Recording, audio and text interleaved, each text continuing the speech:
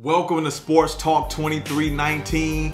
I am your host, Rashad Phillips, and it's March Madness. The brackets are in. I'm here to break down the South region, the West region, the East region, and the Midwest. Let's get right into it. Let's go! Above the traffic and then a bad pass. Phillips for the tie. 40 apiece. Toss the ball away. Kind of control it, and a big counter by the point guard.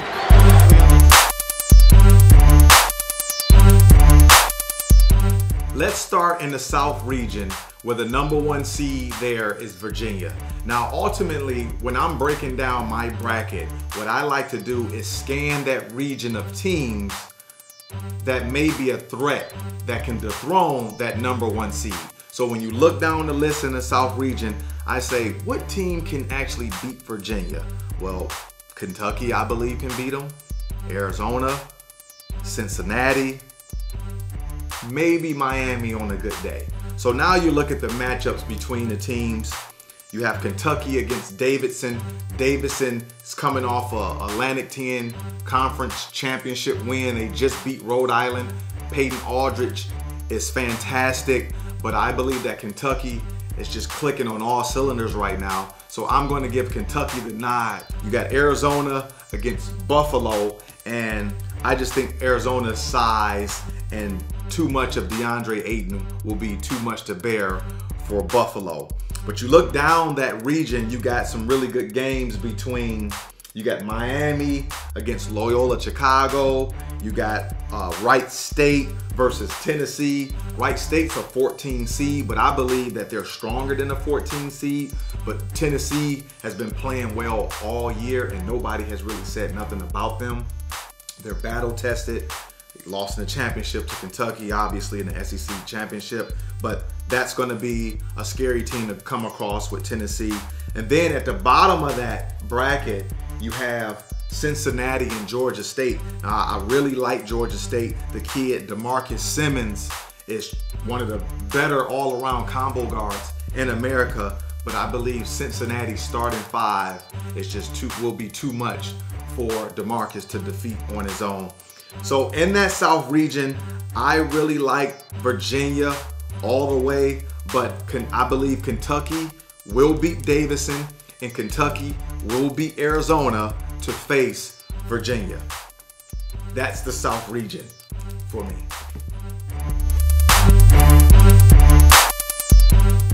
Let's go to the West region, where Xavier is the #1 seed over there. When I scan down the list, I see some games that can really mess up your brackets. Let's look at SDSU versus Ohio State. Now, I'm gonna go SDSU here because Mike Dom is the real deal. But not only that, they have fantastic guard play with Jenkins and King, and I just believe that those guards are better than Ohio State's guards.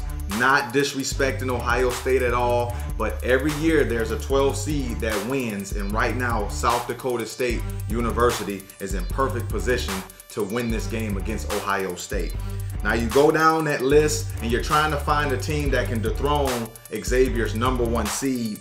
I really like Michigan at that 3 seed. I believe they're gonna beat Montana. I believe that. But North Carolina is the scariest team in this region, even though they're not a #1 seed. But I believe North Carolina's rebounding, Joel Berry. This team is the scariest team in that West region. Stay tuned.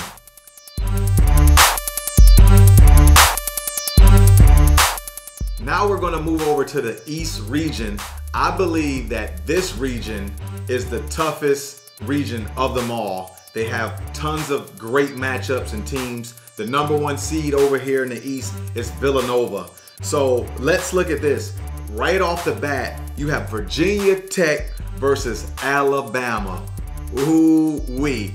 That game is going to be fireworks. Now, I've been with Virginia Tech all season long. It's going to be hard for me to go against them because I've been talking about them all season. I really believe in the way they play. They've won some big games. They've beat some big teams, and they're a great three-point shooting team. They share the ball. Alabama is kind of up and down. Obviously, Colin Sexton, when you have a guy like that on your team, he can beat you on any given day. So I don't want to count them out, but I'm going to stick with my Virginia Tech pick that I've had for the last 6 months. So I believe Virginia Tech wins that one. But the West Virginia versus Murray State game, that is very intriguing. Let me tell you why. West Virginia is a pressure type of team. They get up in you 94 feet. Javon Carter is the best on-ball defender in the country. But a lot of people don't know about Murray State. Jonathan Stark is tremendous. Ja Morant, the freshman point guard. This kid has collected a triple-double. He's a 12, 7, and 5 point guard. So West Virginia will have their hands full with Murray State. They'll be able to handle that West Virginia pressure. And just historically, West Virginia, just to me personally, they don't carry that same type of intensity and tenacity when they play on neutral sites. So that's a game to tune into. Wichita State and Marshall. Marshall has John Elmore and Penova. These two, obviously, I can't leave out CJ Burks. That core right there is probably the best three core tandem in the country that we've never talked about. John Elmore is more decorated than any point guard right now. I think he's playing better than any of the point guards in the country outside of Jalen Brunson. So watch out for this Marshall unit. Wichita State has a history of winning all the time. We can't count out Coach Marshall, but that game, I'm gonna go with, this is gonna be hard, but I'm gonna go with Marshall here. I'm gonna go with Marshall because I just believe that D'Antoni, with that style of play, that up-tempo, this team can score a lot of points, they can hit a lot of threes. So I believe John Elmore is going to continue to roll and Wichita State will fall. Florida awaits the play-in game between UCLA and St. Bonaventure. I mean, that's a heck of a play-in game. UCLA is extremely scary.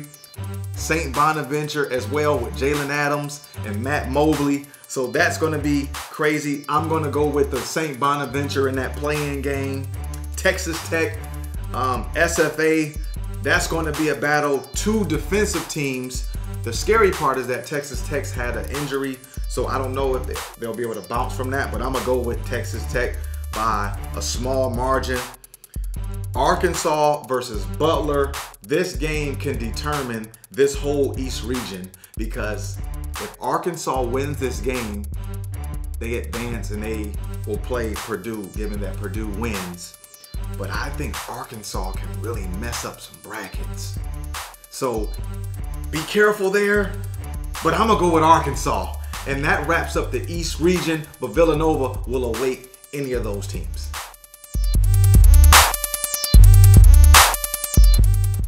Last but not least, the Midwest region. The #1 seed in that region is the Kansas Jayhawks, rightfully so. Won the Big 12, 14 consecutive seasons. Coach Self has done a phenomenal job with that unit. Devontae Graham has figured out how to play that point guard role, so they look really well. Seton Hall versus NC State. Now this is a tricky one. You got a team that can rebound really well. Seton Hall with Angel Delgado.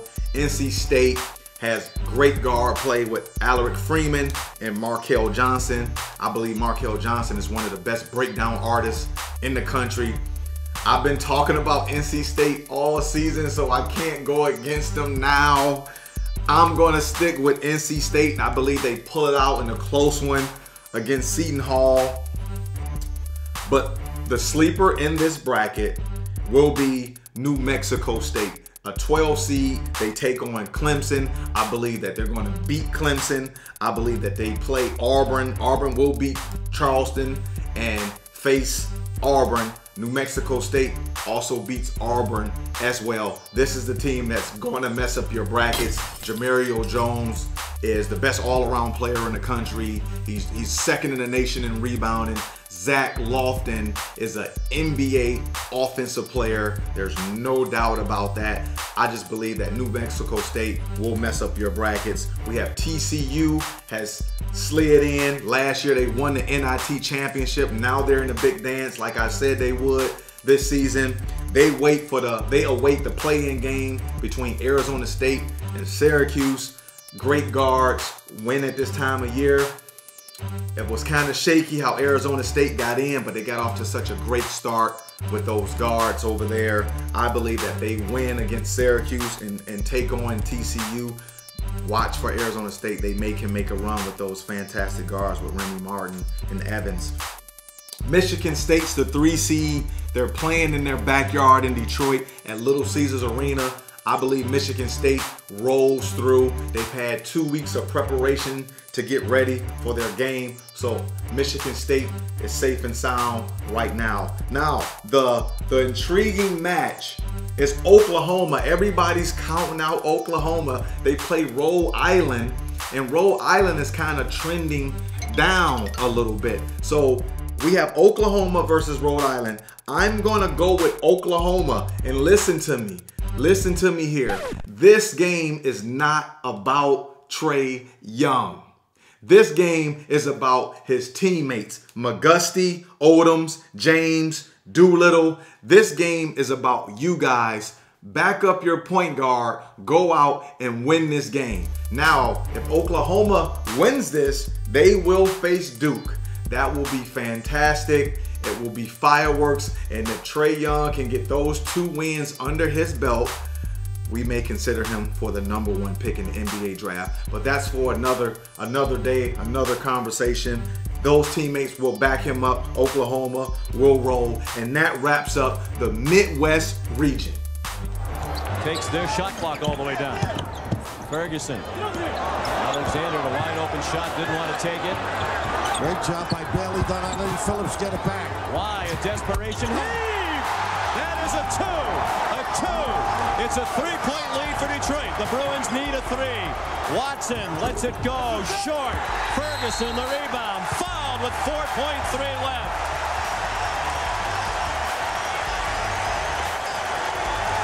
What a shot as the shot clock was running out. And it's Wai's first field goal of the night. He had a dreadful shooting night. He's now 1 for 6. Oh my goodness, destiny. He's stuck, wisely looking up at the... With 4.3 to go, the Titans here in the second half have made 12 of 13 free throws. The strength of their team all year, and they've come through from the line when they've needed it most.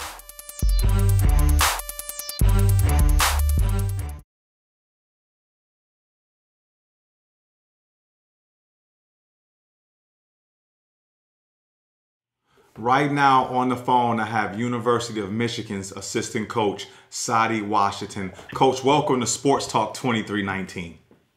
What's up, Rashad? It's definitely a pleasure being on here with you. I know you're doing big things down there in the Sunshine State, and we just trying to represent your home state well up there. Sounds great. Let's get right into it. It's March Madness. It's Selection Sunday, and you guys have been playing phenomenal all season. 28-7 overall record, 13-5 in conference play, but you're coming off a championship Big Ten tourney win over Michigan State. You're winners of 9 in a row. I believe that your unit is the hottest team in the country. Tell us a little bit of the temperature and what's going on up there in Ann Arbor. Well, I don't know if we're the hottest team in the country, but we're playing pretty good ball right now. I think the guys are in a really good headspace. We had an unbelievable week last week in New York at the Big Ten tournament, having to win 4 games in 4 days. And, we beat some pretty good basketball teams. And now we're just ready to get started here to see who we're going to play this week for the NCAA tournament.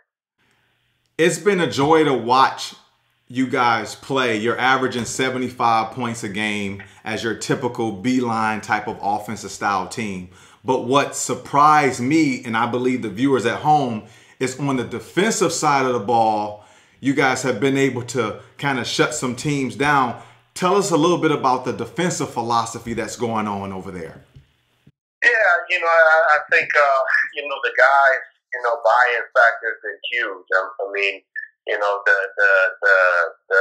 the basics that we kind of put in last year in terms of our defensive philosophy are now translating to this year's squad. I think we have, I think the personnel is probably a little bit more willing. We have more willing defenders on the defensive end, as well as, we hired some new staff, Coach DeAndre Haynes and Coach Yaklich, who's serving as our defensive coordinator. So he's done a great job of kind of taking that defensive mindset to another level. But, the guys have done a great job of really,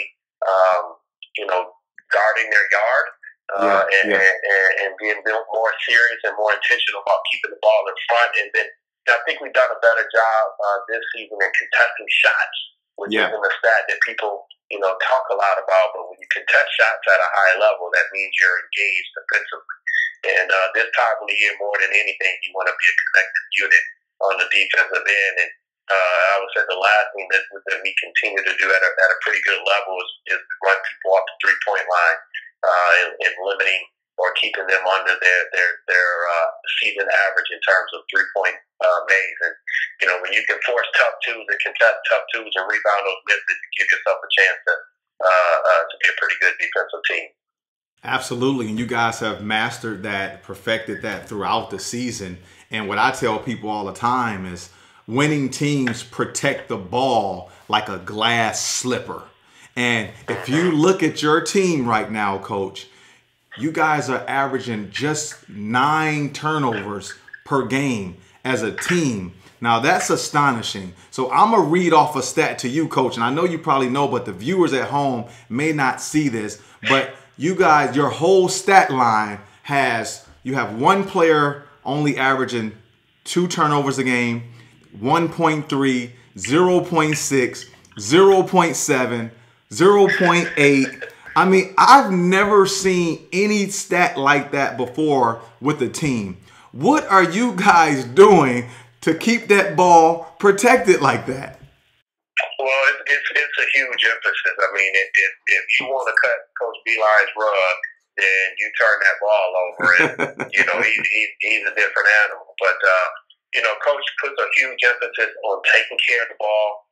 I mean, we spend a tremendous amount of time on just doing basic fundamental drills that we start in July when the team comes together, and we're still doing it here in March, where we're just landing on 2, showing an outside hand. Being sound with our pivot work on a dead ball situation. So all those things and all those reps, throughout the course of the season add up to a team that really values the ball, because you know what they say, when you turn the ball over, you take away scoring opportunities from yourself. And so we like to score that basketball a little bit, and we want as many opportunities as we can to do that. Yes, valuing possessions is always imperative, especially when you're playing in a tough conference like the Big Ten. Tell me a little bit more about the point guard play, your guard play. I mean, Abdul Rahman, he has been fantastic. He's leading the nation in assist to turnover ratio. Give me a little bit more background on your guard play. Yeah, so Rock is our senior, man. Like he's played like a senior is supposed to play. He's probably been the most consistent player we've had this season. He's a 4-year starter, and it's just kind of one of those things that he's kind of been that secondary guy for most of his career, but coming into this season, we had a lot of conversation about him transitioning from being Robin to being Batman. And, I think he's done a tremendous job of leading with his consistency, leading with his play on both sides of the ball, because a lot of times Rock is assigned, to the best wing player defensively, and we ask him to do a lot on the offensive end as well. And then when you talk about our point guard play, you're talking about Xavier Simpson, who, this dude is like the heart of the team. Yeah. And, he's just that pit bull that everybody feeds off of. Yeah. From a competitive standpoint, and he's done a great job, and it's just his growth, because, if you look back from the beginning of the season, we were kind of still figuring out, our point guard rotation. Yeah. And, X just kind of has stayed the course and has been the consistent one on that. And, he's a phenomenal on-ball defensive player.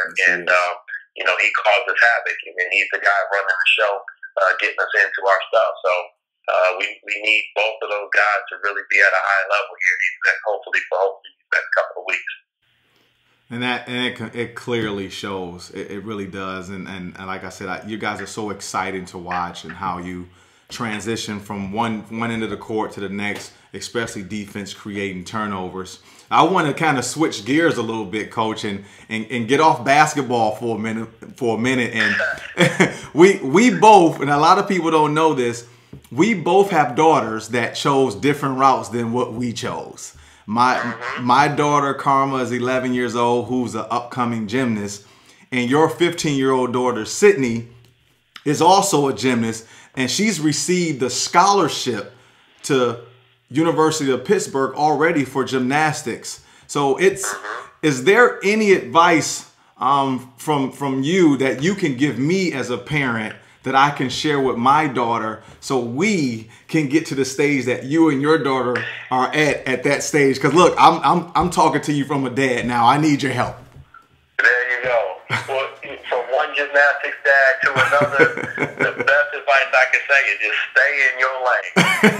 I don't know anything about gymnastics, because first of all, they are probably the most elite athletes that you would in any sport. I mean, the amount of training, and the amount of training that these girls go through day in and day out is unbelievable. But where my lack of aptitude comes from the technical side of the sport, I think that you and I both can really speak to the mental, the mental preparation that goes into being a high level competitor. And so, I don't talk to her a lot about, the technical skills and all that goes into that. But our conversation a lot of times trend in the direction of, just having that mental toughness, that mental consistency, from one event to the next, that ultimately, puts her in a position, hopefully, to be a champion. So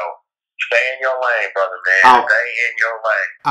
I will. That is fantastic advice, man. And a lot of people do not know that when me and you text each other, it's never about basketball. That's the funny thing.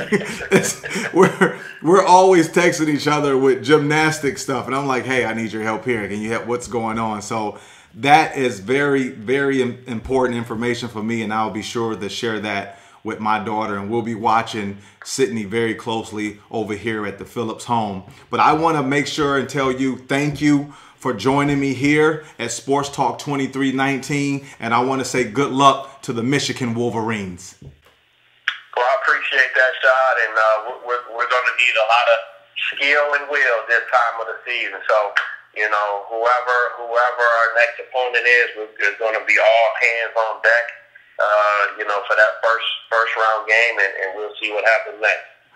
Sounds good. We'll be cheering for you down here in Orlando. All right, brother. Go Blue.